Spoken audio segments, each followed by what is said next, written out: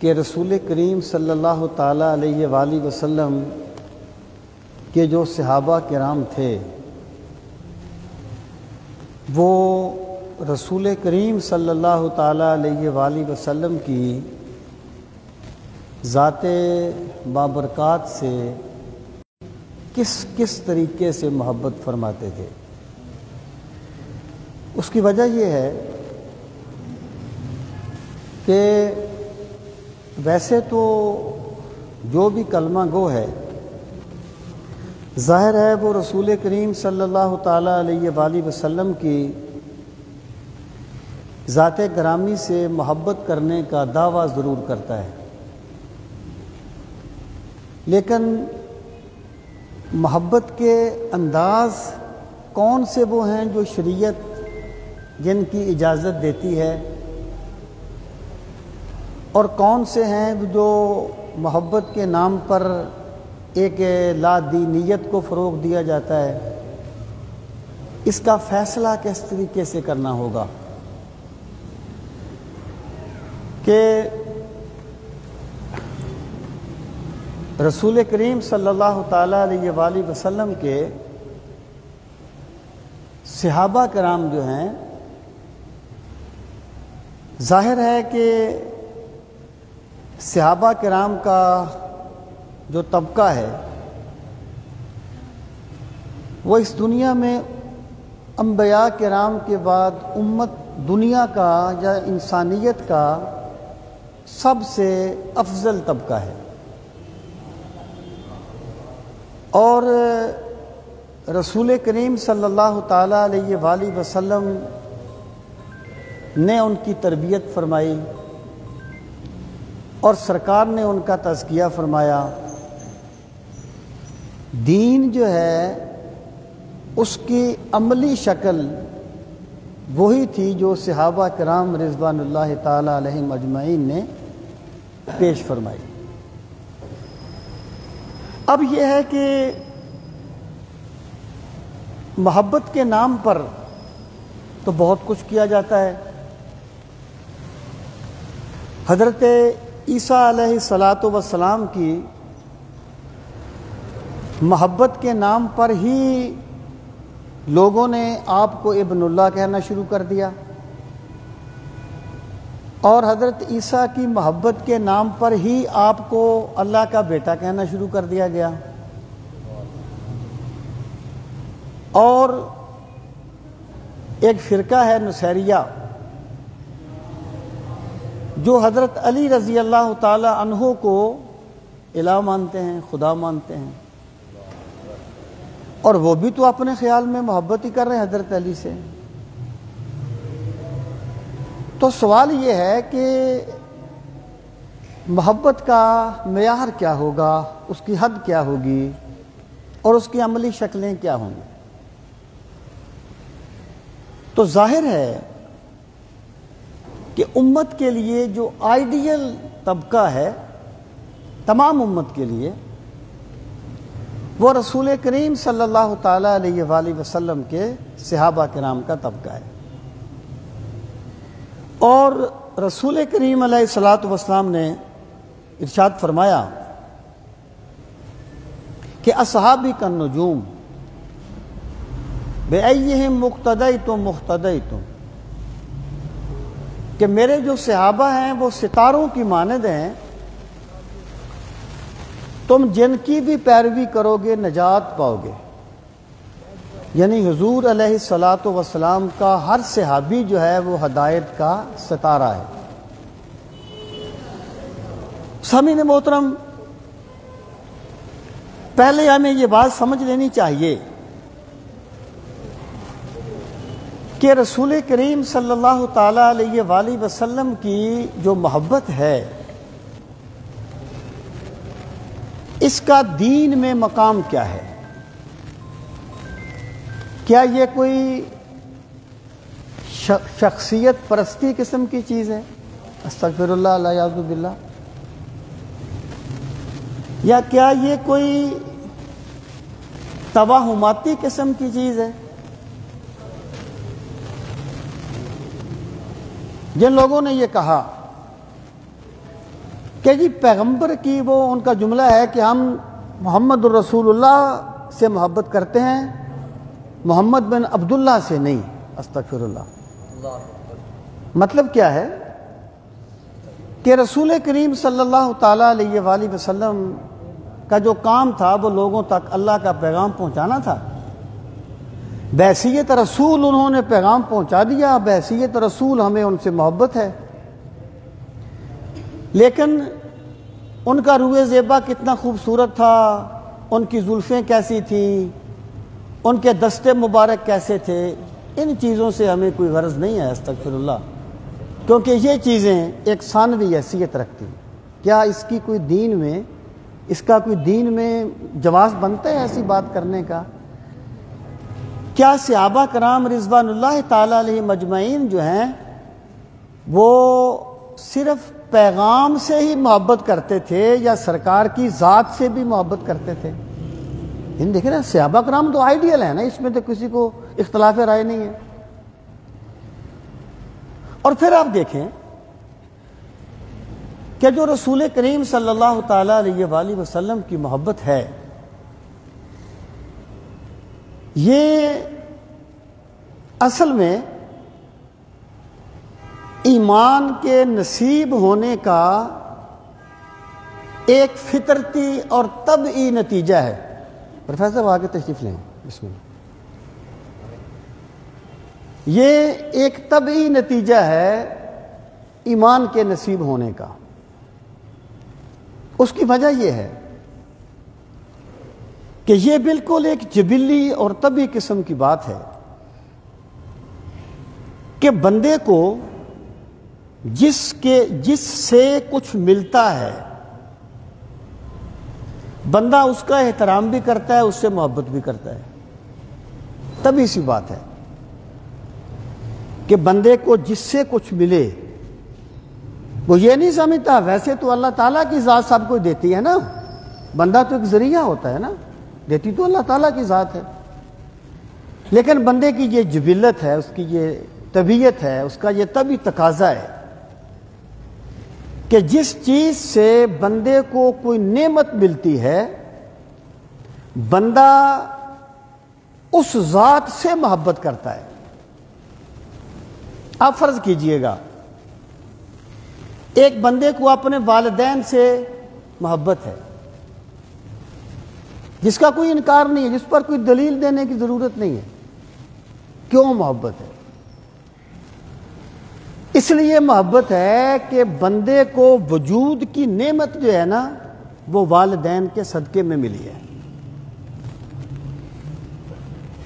ایک بندہ جو ہے وہ اپنے استاد سے محبت کرتا ہے، اور اتنی محبت کہ امام اعظم ابو حنیفہ رحمۃ اللہ تعالی علیہ ایک مرتبہ تشریف فرما تھے تو گلی سے ایک بچہ گزرا تو اس کو دیکھ کے آپ کھڑے ہو گئے۔ کسی نے کہا کہ حضرت اس بچے میں کیا ایسی بات تھی جو آپ اس کے احترام میں کھڑے ہو گئے؟ آپ نے فرمایا یہ جو بچہ ہے اس کے باپ نے شکاری کتے رکھے ہوئے ہیں، اور مجھے فقہ کے مسائل میں کچھ ایسے درکار تھی چیزیں کہ ایک کتا جو ہے اس کی طبی عمر کیا ہوتی ہے، وہ بلوغت کی عمر میں کب شمار ہوتا ہے، تو میں نے اس کے باپ سے پوچھا تھا، اس نے مجھے بتایا تھا، تو میں اس کے احترام میں اس کے لیے کھڑا ہو گیا ہوں۔ اور مولا علی نے فرمایا تھا کہ من اللہ مانی حرفا فقط سیرنی ابدا انشاء واہ انشاء آتکا، کہ جس بندے نے مجھے ایک حرف بھی پڑھا دیا اس نے مجھے خرید لیا، وہ مجھے آزاد کر دے یا مجھے بیچ دے یا مجھے خود رکھے، اسے اختیار ہے۔ یہ استاد سے محبت کس لیے ہے کہ استاد کی وجہ سے انسان کو علم ملتا ہے، دیتا اللہ ہے، اللہ سبب بناتا ہے، اور بندہ عالم اسباب میں جیتا ہے۔ یہ ہو نہیں سکتا کہ یہ سبب کو چھوڑ کے کسی آگے اگلی سطح پر اس سے زیادہ پہنچ جائے، یہ اس کی نیچر نہیں ہے۔ تو استاد کا احترام کیا گیا علم کی وجہ سے. ایک بندہ اپنے شیخ کا احترام کرتا ہے اور بڑا کا احترام کرتا ہے. کس لیے کرتا ہے؟ کہ وہ جو سمجھتا ہے کہ شیخ کی وجہ سے مجھے معرفت الہی نصیب ہوئی ہے، مجھے اللہ کی یاد کی لذتیں ملی ہیں، تو چیز ملی تو اس کا احترام کیا گیا. اب میرے بھائی، رسول کریم صلی اللہ تعالی علیہ وآلہ وسلم کی ذات گرامی وہ ہے جس کے صدقے میں پوری کائنات کو وجود ملا ہے، جس کے صدقے میں ہر نعمت والے کو نعمت ملی ہے، اور جس کے صدقے میں ہر ایمان والے کو ایمان ملا ہے. تو جس سے علم ملے گا اس سے محبت ہوگی، جس سے وجود ملے گا اس سے محبت ہوگی، تو جس سے ایمان ملے گا اس سے محبت کیوں نہیں ہوگی؟ سامعین محترم، اس لیے یہ کہہ دینا کہ ہمیں تو سرکار کے پیغام سے غرض ہے، استغفر اللہ، ذات سے نہیں، یہ دراصل پیغام کی عظمت کو نہ سمجھنے کا نتیجہ ہے. دیکھیں نا، ایک نالائق طالب علم ہے، وہ کیا جانے استاد کا احترام کیا ہوتا ہے. ایک دنیا دار مرید ہے، اسے کیا پتا شیخ کا مقام کیا ہے. کوئی معرفت ملے گی تو معرفت ملنے والے، معرفت دینے والے کی قدر کرے گا نا. کوئی علم کی قدر ہوگی تو علم کے ذریعے کا احترام کرے گا نا. تو کوئی ایمان ہوگا تو ایمان دینے والے کی ذات کی محبت آئے گی. اس لیے جو سرکار دو عالم صلی اللہ تعالی علیہ وآلہ وسلم کی محبت ہے، دراصل یہ نعمت ایمان ملنے کا نتیجہ ہے. اور جتنا ایمان زیادہ ہوگا اتنی سرکار سے محبت بھی زیادہ ہوگی، اور جتنا ایمان کمزور ہوگا اتنا ہی محبت کا پہلو کمزور ہوگا. اسے آپ یوں بھی کہہ سکتے ہیں کہ سرکار کی جو محبت ہے یہ ایمان کی علامت بھی ہے اور ایمان پانے کا سبب بھی ہے. جتنا بندہ اپنے آپ کو سرکار کے قریب کرتا ہے اس کا ایمان بھی اتنا ہی قوی ہوتا جاتا ہے. تو یہ چیزیں آپس میں لازم و ملزوم ہیں. سامعین محترم، اب جو بندے اس سوچ پہ چلتے ہیں کہ ان کے پورے طرز فکر میں، ان کے پورے لٹریچر میں اور ان کے پورے تدریسی نظام میں آپ کو دین کے مختلف پہلو ملیں گے، بہت اچھی بات ہے، لیکن محبت رسول کا چیپٹر نہیں ملے گا. آپ کو وہاں پر محبت رسول پیدا کرنے پر کوئی زور نہیں ملے گا. وہاں پر آپ کو خصائل تو نظر آئیں گے، شمائل نظر نہیں آئیں گے. تو ان لوگوں کا دین ایسے ہے جیسے بغیر روح کے جسم ہوتا ہے اور بغیر خوشبو کے پھول ہوتا ہے. رسول کریم علیہ الصلوۃ والسلام کی ذات گرامی کے ساتھ جو تعلق ہے نا، اس کا ایمان کے ساتھ اتنا گہرا تعلق ہے جتنا روح کا تعلق وجود کے ساتھ ہوتا ہے اور جتنا خوشبو کا تعلق پھول کے ساتھ ہوتا ہے. اگر وجود نکل جائے تو انسان کی، اگر روح نکل جائے تو انسان کی حقیقت کھو جاتی ہے، اور خوشبو نکل جائے تو پھول بے جان ہو جاتا ہے. اس طرح سرکار مدینہ کی محبت نکل جائے تو بندے کا ایمان جو ہے وہ ختم ہو جاتا ہے. سامعین محترم، اب آپ آ جائیں کہ صحابہ کرام رضوان اللہ تعالی علیہ مجمعین کیا رسول کریم صلی اللہ تعالی علیہ وآلہ وسلم کے صرف پیغام سے محبت کرتے تھے یا وہ آپ کی ذات سے بھی محبت کرتے تھے؟ دیکھیں، جو کتب سیرت میں جو سیرت ہوتی نا، سیرت، اس کے تین پہلو ہیں. ایک کو کہتے ہیں خصائل، ایک کو کہتے ہیں فضائل، اور ایک کو کہتے ہیں شمائل۔ یہ تینوں سیرت، کتب سیرت میں یہ تمام چیزیں ہوتی ہیں۔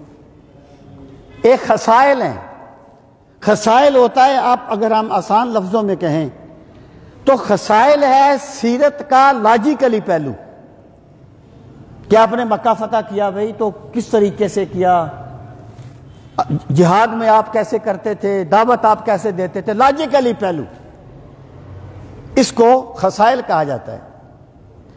اور سیرت کا دوسرا پہلو ہے فضائل، جو اللہ تعالیٰ نے سرکار کو فضیلتیں عطا فرمائیں، کہ اللہ تعالیٰ نے آپ کے نور کو پوری کائنات سے پہلے بنایا، اللہ تعالیٰ نے عرش پر اپنے نام کے ساتھ اپنے محبوب کا نام لکھا، جنت کے درختوں کے پتے پر اپنے محبوب کا نام لکھا، جنت کے محلوں کے دروازے پر کملی والے کا نام لکھا، تمام انبیاء سے آپ پر ایمان لانے کا عہد لیا، ان گنت چیزیں، گنتی ختم ہو جاتی ہے، میرے سرکار کے فضائل ختم نہیں ہوتے۔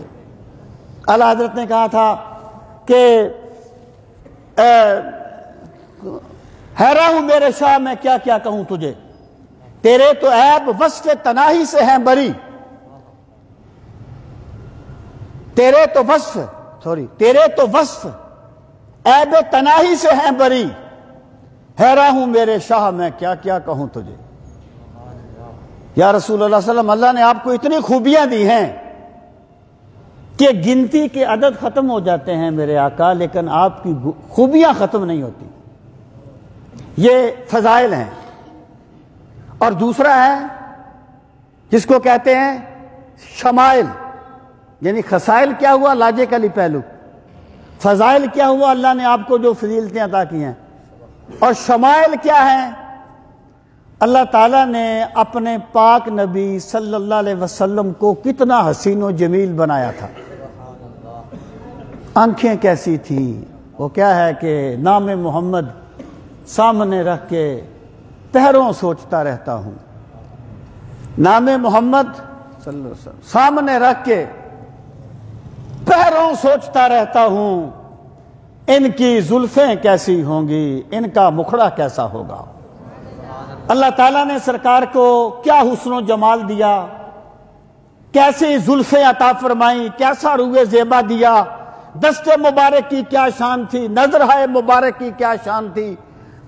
ان چیزوں کو سرکار کے شمائل کہا جاتا ہے، شمائل، اور یہ سیرت میں باقاعدہ بیان ہوتے ہیں۔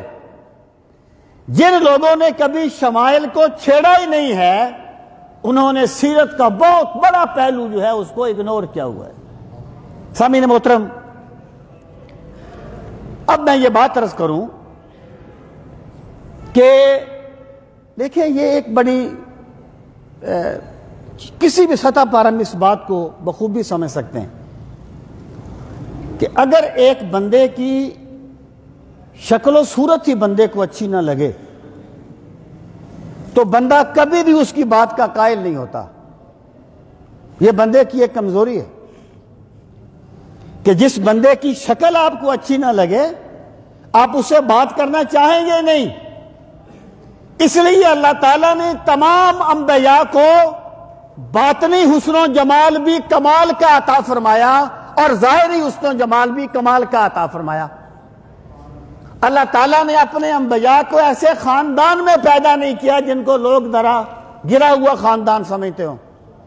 اللہ تعالیٰ نے ہر حسن جو ہے وہ اپنے انبیاء کی ذات میں جمع کیا، اور رسول کریم صلی اللہ تعالیٰ علیہ وآلہ وسلم کی ذات گرامی تو پھر امام الانبیاء ہیں کہ کائنات حسن جب پھیلی تو لامحدود تھی، اور جب سمٹی تو تیری ذات بن کے رہ گئی۔ اللہ نے کائنات کا حسن سمیٹ کے اپنے نبی کی ذات میں اکٹھا کر دیا۔ سامعین محترم، اب ذرا ہم دیکھتے ہیں کہ صحابہ کرام رضوان اللہ تعالی علیہ مجمعین جو محبت رسول کا معیار ہیں، محبت رسول کا معیار کوئی ماں باپ بندہ نہیں ہے، وہ جتنے بھی کمال پر ہو، محبت رسول کو پرکھا جائے گا اصحاب رسول کی سیرتوں پر۔ محبت رسول کا معیار ابو بکر و عمر و عثمان و علی ہیں اور دیگر صحابہ ہیں، کوئی ماں باپ بندہ نہیں۔ کوئی بندہ یہ کہے وہ اتنی محبت کرتا ہے، وہ یہ کرتا تھا لہذا میں یہ کروں گا، نہیں۔ ہر بندے کی محبت کو پرکھا جائے گا اصحاب رسول کی محبت پر صلی اللہ تعالی علیہ وآلہ وسلم۔ سامعین محترم، پہلے آپ ذرا اس بات پہ غور فرمائیں کہ یہ جو محبت ہوتی ہے نا، محبت، اس کی اپنی دنیا ہے، یہ کہیں نہیں جاتی۔ زبان سے دعوے کرنے کی ضرورت نہیں ہوتی۔ اگر ماں اپنے بیٹے سے محبت کرتی ہے نا تو ماں نے کبھی نہیں کہا کہ میں تجھ سے محبت کرتی ہوں۔ ماں تھپڑ بھی مارے تو تب بھی محبت نظر آتی ہے۔ محبت کی دنیا اپنی ہوتی ہے، اور میں نے بدھ کو بھی کہا تھا درس قرآن میں بھی، بہت سی چیزوں کو ہم مجاز کی دنیا میں سمجھ سکتے ہیں، مجاز کی دنیا میں ہم سمجھ سکتے ہیں۔ محبت کے لیے حکم ضروری نہیں ہوتا، محبت خود اپنے قانون بنا لیتی ہے۔ ان کے دیوانوں کی باتیں العجب، اصطلاحیں استعارے اور ہیں۔ محبت کی دنیا اپنی دنیا ہوتی ہے، یہاں حکم ضروری نہیں ہوتا، حکم تو بڑے بات کی بات ہے۔ اب آپ دیکھیے صلح حدیبیہ کا جب معاملہ درپیش تھا، آپ جانتے ہیں کہ مسلمان آئے تھے عمرہ کرنے کے لیے اور قریش مکہ مزاحم ہو گئے تھے۔ پھر سفارت چلی اور ایک معاہدہ طے پایا جسے صلح حدیبیہ کا معاہدہ کہا جاتا ہے۔ قریش کی طرف سے جو سفیر گیا تھا اس کا نام تھا عتبہ بن مسعود، وہ چلا گیا اور جب وہ واپس آیا تو اس نے قریش سے کہا، مشرکین سے کہا، اس نے کہا اے گروہ قریش، میں بڑے بڑے بادشاہوں کے درباروں میں گیا ہوں، میں کیسر و کسریٰ کے درباروں میں گیا ہوں، میں بڑے بڑے سرداروں کے پاس گیا ہوں۔ کہنے لگا اللہ کی عزت کی قسم، جیسی تعظیم محمد کے ساتھی محمد کی کرتے ہیں میں نے کسی بادشاہ کے دربار میں نہیں دیکھی۔ کیسے؟ اس نے کہا عالم یہ ہے، اگر وہ لعاب دہن منہ مبارک سے نکالتے ہیں تو ان کے صحابہ ان کا لعاب دہن زمین پر نہیں گرنے دیتے، وہ اپنی ہتھیلیوں پر لیتے ہیں، اور اگر وہ حجامت کو بنواتے ہیں تو ان کے غلام ان کے کسی بال کو زمین پر نہیں گرنے دیتے، اور اگر وہ وضو کرتے ہیں تو وہ ان کے وضو کے پانی کا قطرہ زمین پر نہیں گرنے دیتے، وہ اس طریقے سے جھپٹتے ہیں کادو یقتتلون، محسوس ہوتا ہے کہ وہ پانی مبارک لیتے ہوئے آپس میں لڑ پڑیں گے۔ کہنے لگا میں نے اتنا احترام کسی اور دربار میں نہیں دیکھا۔ اس نے یہ بات کہی، کہنے لگا اس کا مطلب یہ تھا کہ جن کے اصحاب ان سے اتنا احترام کرتے ہیں کہ ان کے وضو کا پانی کا قطرہ زمین پر نہیں گرنے دیتے، وہ ان کے خون کا قطرہ زمین پہ کیسے گرنے دیں گے؟ اور پھر انہوں نے کہا حالت یہ ہے کہ جب وہ کوئی حکم دیتے ہیں تو وہ ان کی تعمیل میں بھاگ کھڑے ہوتے ہیں۔ اب سامعین محترم مجھے بتائیے، کیا قرآن و سنت میں کہیں کہا گیا تھا کہ سرکار کا لعاب دہن زمین پر نہیں گرنے دینا؟ کیا کہیں کہا گیا تھا کہ رسول کریم علیہ الصلوۃ والسلام کے وضو کا پانی زمین پر نہیں گرنے دینا؟ بھائی جب محبت مل جاتی ہے تو ضابطے اپنے آپ آ جاتے ہیں، قانون اپنے آپ آ جاتے ہیں۔ اقبال نے کہا تھا متاع قافلہ ماہ حجازیاں بردند ولے زبان کشائی کے یار ماں عربیست۔ کہنے لگا ہمارے قافلے کو حجاز کے ڈاکوؤں نے لوٹ لیا ہے، لیکن تم نے ان ڈاکوؤں کو برا نہیں کہنا، وہ میرے محبوب کے دیش کے رہنے والے ہیں۔ یہ ہوتی ہے محبت، یہ ہے رسول کریم علیہ الصلوۃ والسلام کے صحابہ۔ اب جو بندہ یہ کہتا ہے کہ جناب یہ تبرک شبرک تم نے ویسے ہی بنا لیے ہیں، ہم نے دین صحابہ سے لینا ہے، تجھ سے نہیں لینا۔ اگر تبرک کی کوئی اہمیت نہ ہوتی تو رسول کریم صلی اللہ تعالی علیہ وآلہ وسلم کے صحابہ کرام سرکار کے بدن پاک سے مس شدہ پانی تبرک کے طور پہ اپنے چہروں پر نہ ملتے، سرکار کیا منہ مبارک نہ لیتے؟ کتنے صحابہ ہیں کسی کے پاس سرکار کے ناخن تھے، کسی کے پاس سرکار کی زلف مبارک تھی یا بالہائے مبارک تھے۔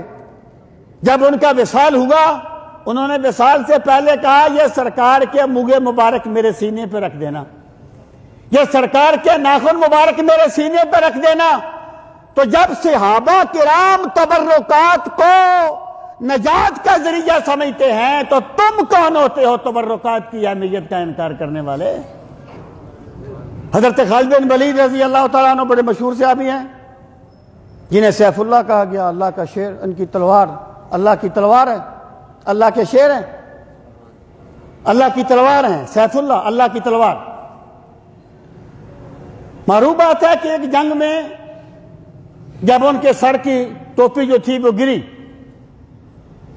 تو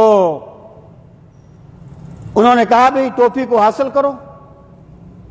اب ظاہر جنگ ہو رہی ہے، ٹوپی کہیں نیچے زمین پر ہے، تو اسے حاصل کرنے کے لیے بڑی ایک حملہ کرنا پڑا، بڑی جد و جہد کرنی پڑی۔ تو بعد میں کسی نے کہا یہ آپ نے کیا کیا؟ ایک ٹوپی ہی تھی نا، تو اس کے لیے آپ نے اتنا حملہ کروا دیا؟ فرمایا یہ ٹوپی محض ٹوپی نہیں تھی، اس ٹوپی میں میرے پاک نبی صلی اللہ تعالی علیہ وآلہ وسلم کے منہ مبارک تھے، آپ کے بالہائے مبارک ہیں، اور جس جنگ میں یہ ٹوپی میں سر پہ پہن کے جاتا ہوں اللہ اپنی محبوب کے زلفوں کے صدقے میں مجھے فتح نصیب فرماتا ہے۔ محبت کے انداز سے صحابہ سے سیکھو نا، یہ کہاں کی بات ہوگی کہ جناب یہ تبرکات کیا ہوتے ہیں؟ مجھے بتائیے، آپ ذرا مجاز میں آ جائیں، آپ کا محبوب دوست کی تصویر ایک کاغذ ہی ہوتا ہے نا، آپ کو اچھی نہیں لگتی؟ کیا محبوب اپنے دوست کی تصویر سے محبت نہیں کرتا؟ ہوتا تو کاغذ کا ٹکڑا ہے۔ کس لیے محبت ہوتی ہے؟ نسبت ہو جاتی ہے نا، کوئی چیز اس میں نظر آتی ہے۔ سامعین محترم، میں یہ بات عرض کرنا چاہتا ہوں کہ محبت رسول کے انداز تم نہیں بناؤ گے جنہیں محبت کی ہوا تک نہیں لگی۔ محبت رسول کے انداز ان صحابہ سے سیکھے جائیں گے جن کا جینا بھی سرکار کی محبت میں تھا، جن کا مرنا بھی سرکار کی محبت میں تھا۔ سامعین محترم، اب میں ذرا آپ کو الفاظ کا انتخاب بتاتا ہوں۔ لوگ کہہ دیتے ہیں کہ جناب یہ بات کہی تھی نا، میرا مطلب یہ تھا، میرا مطلب یہ تھا، ایسا علم غیب ایسا سے مراد اتنا ہے، اس جیسا نہیں ہے۔ میں یہ بات عرض کروں گا کہ وہ واصف علی واصف نے کہا تھا نا کہ جس ماں کا بیٹا بیمار ہوتا ہے اسے دعا مانگنے کا سلیقہ اپنے آپ آ جاتا ہے۔ جب کسی بندے سے محبت ہو جائے نا پھر محبت کے ادب اپنے آپ آ جاتے ہیں، اس کے لیے پھر دلائل نہیں گڑے جاتے۔ محبت کی دنیا اپنی دنیا ہوتی ہے۔ دیکھیے رسول کریم صلی اللہ تعالی علیہ وآلہ وسلم منبر پاک کی جس سیڑھی پہ بیٹھ کے خطبہ ارشاد فرمایا کرتے تھے، جب سیدنا ابو بکر صدیق رضی اللہ تعالیٰ عنہ کا زمانہ آیا، آپ اس سیڑھی پر نہیں بیٹھے جس پر سرکار بیٹھا کرتے تھے۔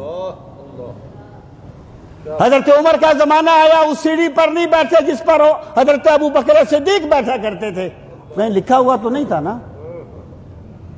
کہیں لکھا ہوا تو نہیں تھا کہ تم نے یہ کرنا ہے۔ دعا کرو محبت مل جائے، ادب اپنے آپ آ جائیں گے۔ محبت مل جائے، آداب اپنے آپ آ جاتے ہیں۔ سامعین محترم، میں یہ عرض کر رہا تھا، الفاظ کا انتخاب کیا صحابہ کرام کیسے کرتے تھے؟ آپ جانتے ہیں کہ اللہ تعالیٰ نے ایمان والوں کو رائے نہ کہنے سے منع کر دیا تھا۔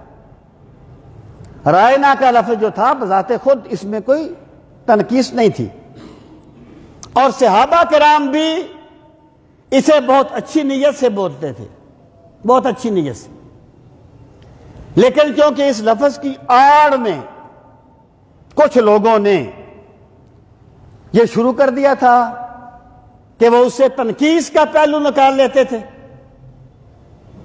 اس لیے اللہ تعالیٰ نے منع کر دیا اس لفظ کے بولنے سے، اور فرمایا یا ایھا الذین آمنوا لا تقولوا رائنا وقولوا انظرنا۔ کیا ایمان والو جو لفظ مشترک ہے نا اس کا استعمال ہی نہ کیا کرو، جو میرے محبوب کی بارگاہ ہے، ادب گاہیست زیر آسمان، از عرش نازک تر، نفس گم کردہ می آیت جنید و بایزید اینجا۔ اس آسمان کے نیچے ایک ایسی بھی بارگاہ ہے، یہاں آ کر جنید و بایزید کے اوصان خطا ہو جاتے ہیں۔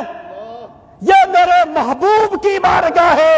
باب جبریل کے پہلو میں ذرا دھیرے سے فخر کہتے ہوئے جبریل کو یوں پایا گیا، اپنی پلکوں سے در یار پہ دستک دینا، اونچی آواز ہوئی، عمر بھر کا سرمایا گیا۔ یہ وہ بارگاہ ہے، اگر آواز اونچی ہو جائے تو ساری عبادتیں منہ پہ مار دی جاتی ہیں۔ سامعین محترم، میں یہ بات عرض کر رہا تھا کہ جن لوگوں نے رسول کریم صلی اللہ تعالی علیہ وآلہ وسلم کے بارے میں ایسا تاثر دیا نا کہ ہم نے محمد رسول اللہ کا کلمہ پڑھا ہے، محمد بن عبداللہ کا نہیں، انہوں نے محمد الرسول اللہ کی رسالت کو سمجھا ہوتا تو یہ بات نہ کرتے، اگر سمجھا ہوتا تو وہ یہ بات نہ کرتے، اور اگر وہ صحابہ کو آئیڈیل بناتے تو اس گمراہی سے بچ جاتے۔ صحابہ کرام کا عالم یہ ہے کہ وہ رسول کریم صلی اللہ تعالی علیہ وآلہ وسلم کے مشن پر بھی، یہاں پر تو سرکار کے مشن کا نام لے کے اپنی معیشت کو مضبوط کیا جاتا ہے نا، اللہ ماشاءاللہ، یہاں پر تو دین کے نام پہ اپنی تقویت کے سامان ہوتے ہیں، اللہ کی بندگی کی بجائے اپنی بندگی سکھائی جاتی ہے۔ اور صحابہ وہ لوگ تھے جنہوں نے سب کچھ قربان کر دیا تھا اپنے محبوب کو راضی کرنے کے لیے۔ سامعین محترم، انہوں نے سرکار کی ذات سے بھی محبت کی اور سرکار کے مشن سے بھی محبت کی، اور صحابہ کرام ہی آئیڈیل ہے، آئیڈیل ہر چیز کو پرکھنے کا معیار ہے۔ میں الفاظ کی بات کر رہا تھا، حضرت عثمان رضی اللہ تعالیٰ عنہ نے، حضرت عثمان بن عفان رضی اللہ تعالیٰ عنہ نے حضرت قباس بن اشیم سے پوچھا، تم بڑے ہو یا رسول اللہ بڑے ہیں؟ آپ کہتے ہیں یار دو بھائی ہو نا، آپ بڑے ہیں تو یہ بڑا ہے۔ مطلب کیا ہے کہ عمر میں بڑا ہونا، عمر میں بڑا ہونا، لیکن جو بڑے کا لفظ ہے نا یہ ذو معنی ہے۔ ایک بندے کے بارے میں آپ یہ کہتے ہیں بہت بڑا بندہ ہے، تو وہاں بڑے سے مراد یہ نہیں ہوتی اس کا قد 25 فٹ ہے، اس کی شان بڑی بلند ہے، اس کا مرتبہ بڑا بلند ہے، یہ ہوتا ہے۔ سوال کیا آپ بڑے ہیں یا رسول اللہ بڑے ہیں صلی اللہ علیہ وسلم؟ انہوں نے کہا میری پیدائش کچھ سرکار سے پہلے ہوئی ہے، بڑا میں نہیں، بڑے تو اللہ کے رسول ہیں۔ صحابہ کرام وہ لفظ بھی استعمال نہیں کرتے تھے جس کا کوئی دوسرا معنی نکل سکتا تھا۔ یہ ہے تعظیم نبوت، یہ ہے احترام نبی، یہ ہے محبت رسول۔ اور پھر آپ کہیں گے کہ ایک صحابی نے ایک بات کر دی، بھائی اگر وہ بات غلط ہوتی تو سرکار اسے منع فرما دیتے نا۔ ایک صحابی تھے، ان کا نام تھا حضرت اسرم سواد سے۔ ان سے سرکار نے پوچھا تم بڑے ہو یا میں بڑا ہوں؟ مراد تو یہی تھی، عمر میں بڑا ہونا۔ انہوں نے کہا یا رسول اللہ صلی اللہ علیہ وسلم بڑے تو آپ ہیں، البتہ میری پیدائش آپ سے کچھ پہلے ہوئی ہے۔ آپ نے فرمایا انت سعید، آج کے بعد تیرا نام اسرم نہیں ہے، تیرا نام سعید ہے، تو سعادت مند ہے، خوش نصیب ہے۔ رسول کریم صلی اللہ تعالی علیہ وآلہ وسلم کے سے محبت کرنے کے جو انداز ہیں یہ اصحاب رسول صلی اللہ علیہ وآلہ وسلم سے سیکھنے چاہیے۔ دیکھیے میں آپ کو ایک اور مثال دیتا ہوں کہ صحابہ کرام کس طرح محبت کرتے تھے رسول کریم صلی اللہ تعالی علیہ وآلہ وسلم کی ذات گرامی کے ساتھ۔ ایک صحابی تھے حضرت جلیبیب رضی اللہ تعالیٰ عنہ، مسافر تھے، کوئی گھر بار نہیں تھا، رنگ بھی پکا تھا۔ تو سرکار دو عالم صلی اللہ تعالی علیہ وآلہ وسلم نے ان سے فرمایا کہ فلاں قبیلے کے پاس جاؤ اور اس کے سردار سے کہو کہ میں نے کہا ہے کہ اپنی بیٹی کا رشتہ آپ سے کر دے۔ اب وہ چلے گئے، قبیلے کے سردار سے کہا کہ مجھے سرکار نے بھیجا ہے اور اس لیے بھیجا ہے کہ آپ میرے ساتھ اپنی بیٹی کا رشتہ کر دیں۔ اب ظاہر ہے ماں باپ کا معاملہ ہوتا ہے اور اولاد کے اپنے معاملات ہوتے ہیں۔ اب انہوں نے سوچا کہ بھئی کیا کیا جائے، وہ ذرا سوچ میں پڑ گئے کہ سرکار کا حکم ہے، ٹالا بھی نہیں جا سکتا، بیٹی کا معاملہ ہے، بڑے غور کرنے کا معاملہ ہے۔ جب وہ ذرا سوچ میں پڑے نا تو پردے کے پیچھے سے وہ بیٹی باتیں سن رہی تھی۔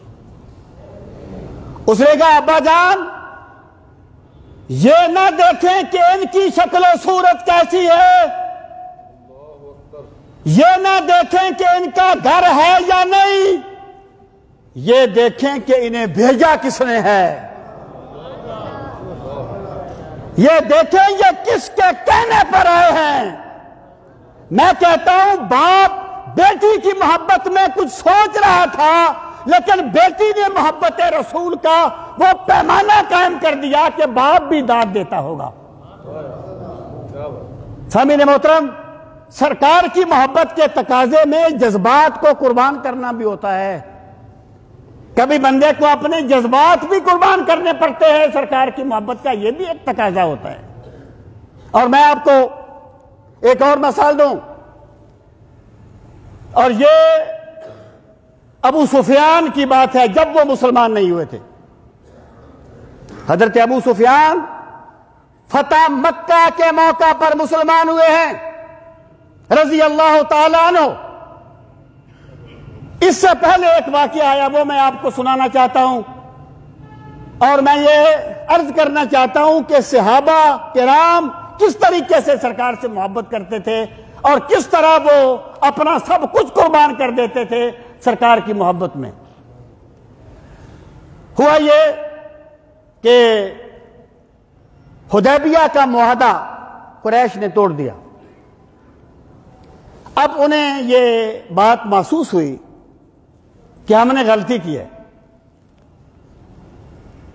اسلام اس وقت طاقتور ہے، کبھی ہو رہا ہے، ہم نے معاہدہ توڑ کے صحیح نہیں کیا، ہمیں تجدید عہد کرنی چاہیے۔ ابو سفیان سردار تھا قریش کا، معاہدے کی تجدید کے لیے مدینہ منورہ گئے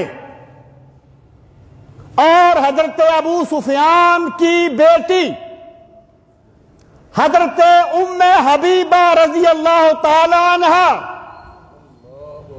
رسول کریم صلی اللہ تعالی علیہ وآلہ وسلم کی زوجہ محترمہ ہیں، امہات المومنین میں سے ہیں، ام المومنین ہیں حضرت ام حبیبہ۔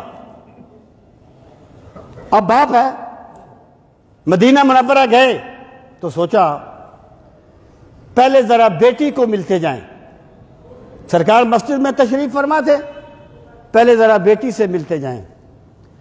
اب باپ اور بیٹی کی محبت کوئی دلیل سے ثابت تو نہیں کی جاتی نا جی، تو چلے گئے، گھر میں بستر بچھا ہوا تھا۔ جب ابو سفیان بستر پہ بیٹھنے لگے تو ام حبیبہ نے بستر اکٹھا کر دیا، بیٹی نے، باپ بیٹھنے لگا تو بیٹی نے بستر اکٹھا کر دیا۔ ابو سفیان نے کہا بیٹا تم نے بستر اکٹھا کر دیا، یہ بستر میرے لائق نہیں ہے یا میں اس بستر کے لائق نہیں ہوں؟ انہوں نے فرمایا یہ بستر میرے پاک نبی کا پاک بستر ہے، تم اگرچہ میرے باپ ہو لیکن تم مشرک ہو اور مشرک نجس ہوتا ہے، اور میں اپنے پاک نبی کے بستر پر اپنے باپ کو نہیں بیٹھنے دوں گی کیونکہ وہ مشرک ہے اور مشرک نجس ہوتا ہے، میرے پاک نبی کے بستر پر نجس بندہ نہیں بیٹھ سکتا۔ اب آپ اندازہ کیجئے اگر کوئی دور ہوتا آج کل تھا تو پتہ نہیں اس پر کیا انتہا پسندی کے فتوے لگتے، کیا کچھ کہا جاتا۔ میں یہ بات عرض کرنا چاہتا ہوں، صحابہ کرام نے محبت رسول کے وہ نمونے قائم کر دیے ہیں۔ دیکھیں عورت کا دل بڑا نرم ہوتا ہے۔ ایک مرتبہ سرکار ایک غزوہ سے واپس تشریف لائے، ایک مائی صحابیہ مدینہ پاک سے باہر کھڑی تھی پوچھنے کے لیے، اس مائی کا بیٹا بھی شہید ہو گیا تھا، اس کا باپ بھی، اس کا خامند بھی۔ جب وہ پہلا قافلے کا حصہ آیا، اس نے پوچھا معاف ہوئے الا برسول اللہ، رسول کریم صلی اللہ تعالی علیہ وآلہ وسلم کا کیا حال ہے؟ انہوں نے کہا تیرا بیٹا شہید ہو گیا۔ اس نے کہا انا للہ و انا الیہ راجعون، میں یہاں اپنے بیٹے کے لیے نہیں کھڑی، مجھے بتاؤ میرے آقا کا کیا حال ہے۔ کسی نے کہا تیرا باپ شہید ہو گیا، کہنے لگی انا للہ و انا الیہ راجعون، میں یہاں باپ کے لیے نہیں کھڑی، بتاؤ میرے آقا کا کیا حال ہے۔ پھر کہا تیرا خامد شہید ہو گیا، کہا میں خامد کے لیے نہیں کھڑی، بتاؤ میرے آقا کا کیا حال ہے۔ جب اس نے سرکار کے روح زیبا کی زیارت کی تو کہنے لگی کل مصیبت بعد کا جلل، آقا جب تک آپ زندہ ہیں میں کسی دکھ کو دکھ نہیں سمجھتی، پاس اگر تو نہ ہو شہر ہیں ویراں تمام، تو ہو تو آباد ہیں اجڑے ہوئے کا خوکو۔ یہ ہے وہ بلا کی محبت جو صحابہ کرام نے رسول کریم صلی اللہ تعالی علیہ وآلہ وسلم کی ذات گرامی سے فرمائی ہے۔ سامعین محترم، اور پھر آپ دیکھیں سیدنا صدیق اکبر رضی اللہ تعالیٰ عنہ کہ وصال کا مہینہ ہے، انشاءاللہ میں بعد میں اس پر عرض کروں گا۔ میں صرف آپ کو ایک بات عرض کرنا چاہتا ہوں کہ سیدنا صدیق اکبر رضی اللہ تعالیٰ عنہ کی محبت کا آپ عالم دیکھیں کہ جب آپ ہجرت کے لیے گئے تو رسول کریم صلی اللہ تعالیٰ علیہ وآلہ وسلم کو اپنے کاندھوں پر اٹھا کر غار ثور تک لے گئے۔ جو لوگ غار ثور پہ چڑھے ہیں وہ اس کا تصور کر سکتے ہیں اس وقت، اب تو بہت سیڑھیاں بن گئی ہیں نا، اب بھی جانا آسان نہیں ہے، ہمت والے لوگوں کا کام ہے۔ اب بھی ہمت کیا؟ ایمان کی ہمت۔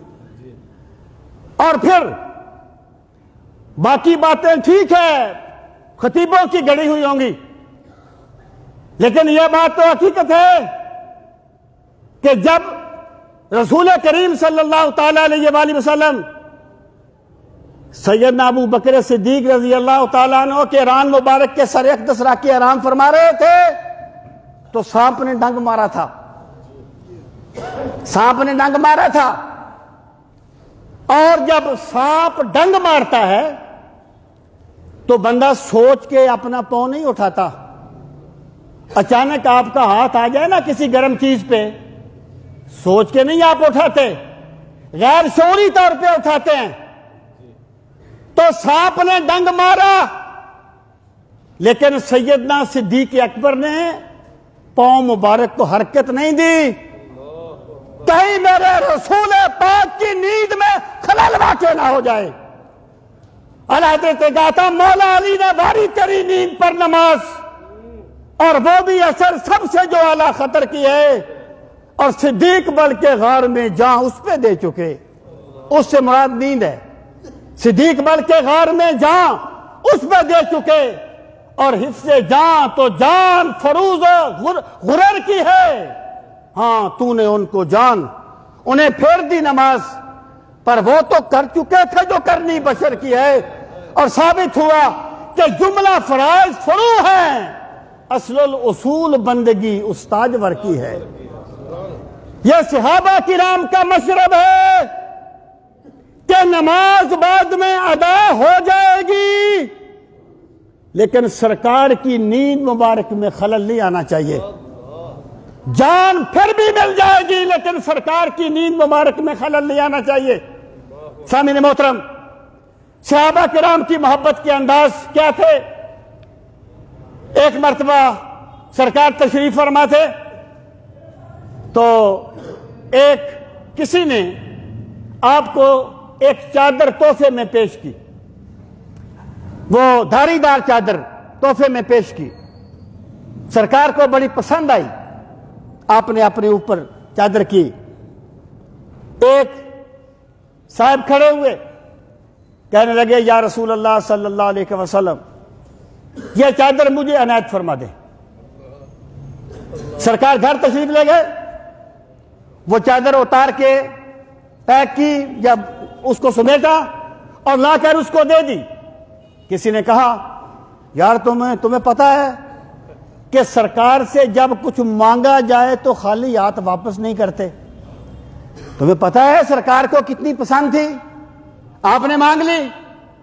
اس نے کہا تمہارا کیا خیال ہے کہ میں نے سرکار سے کوئی کپڑا مانگا ہے کہ مجھے کوئی چادر دے دیجیے؟ میرے پاس چادر نہیں تھی، میں نے یہ اس لیے سرکار سے مانگی ہے کہ اس چادر نے سرکار کے بطن پاک کو مس کیا ہے، میں یہ چاہتا ہوں جب میں مروں تو میرا کفن یہ چادر بن جائے اور یہ میری نجات کا سامان ہوگا۔